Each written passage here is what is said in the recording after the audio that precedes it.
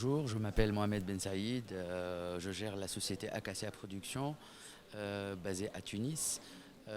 Nous organisons des festivals, des concerts et nous aidons également les festivals de musique tunisiens à se structurer et avoir une planification pour la mise en œuvre de leurs activités.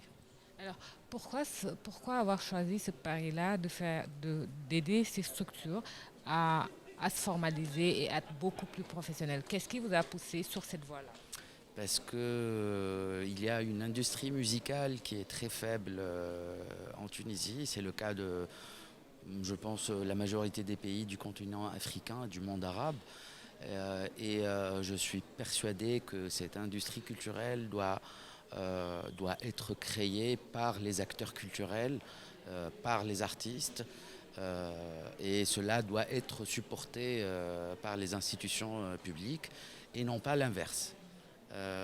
Donc c'est pour cela que nous avons voulu tester un prototype avec le Festival international de Douga, qui se trouve dans le nord-ouest tunisien.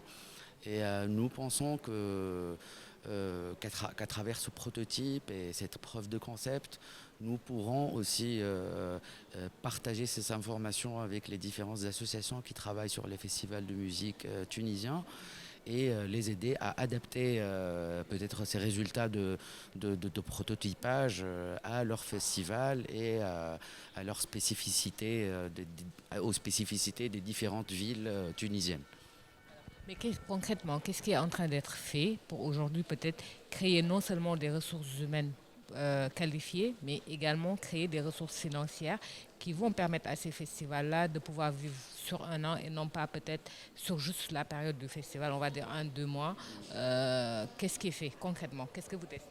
La première chose à faire, c'est de parler avec les jeunes qui sont de ces différentes villes pour imaginer ensemble une vision qui va être là pour des années, pour 10 ou 20 ans, ou 20, 30 ans, ou 30 ans. Comme ça, cette vision ne dépendra plus des personnes qui travaillent dans ces différents festivals, mais il y aura voilà, un passage de génération en génération. La vision reste peut-être la même. Alors, pour arriver à cette vision, nous avons mis en place une mission qui se compose de trois axes.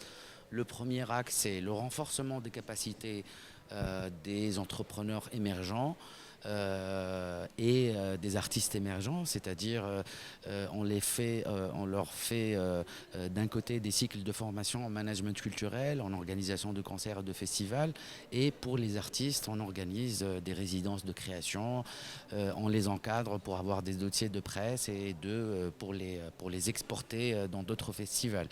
Le deuxième axe concerne la visibilité de ces entrepreneurs et de ces artistes, qui s'explique par le fait que nos entrepreneurs vont à leur tour organiser les festivals dans les villes où ils se trouvent, avec notre encadrement au début, mais ensuite nous on va partir et on va les laisser voilà, organiser leur festival à eux et prendre les décisions qu'ils veulent et les accompagner aussi à lever les fonds, à faire une bonne programmation artistique, à solliciter divers partenariats par exemple.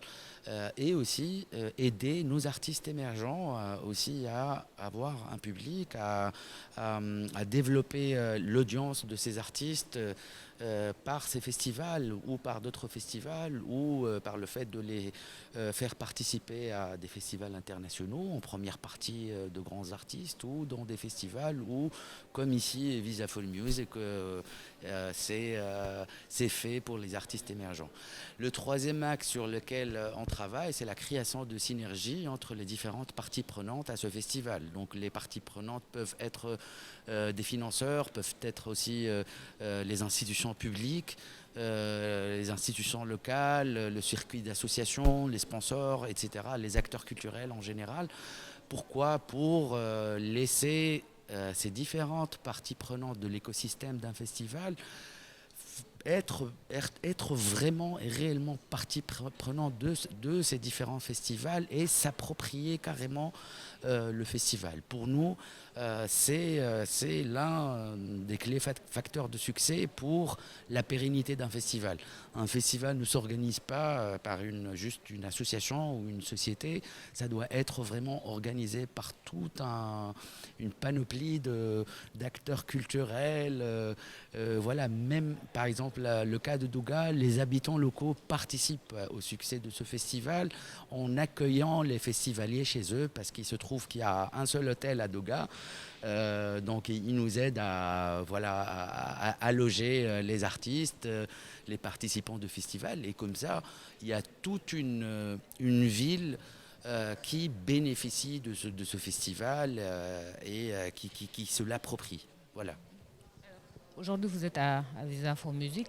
Vous l'avez dit tout à l'heure, c'est une belle tribune pour les artistes émergents. Mais au-delà, qu'est-ce que vous pensez que ce genre de festival peut apporter aux artistes, mais également aux structures comme la vôtre?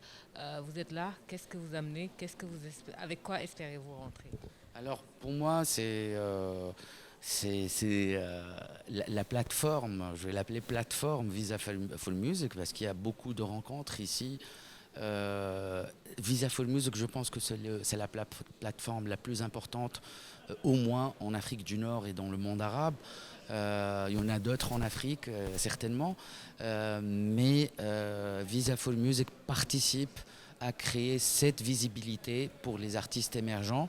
On voit beaucoup d'agents d'artistes, de producteurs, de programmateurs, de journalistes qui sont là et qui sont là vraiment pour aider et supporter ces artistes émergents venant de toute l'Afrique et du monde arabe. Et je pense que c'est l'une des meilleures plateformes pour encourager ces artistes et ces entrepreneurs émergents et pour créer ces synergies. Vous voyez, on se retrouve dans la même problématique et dans la même mission.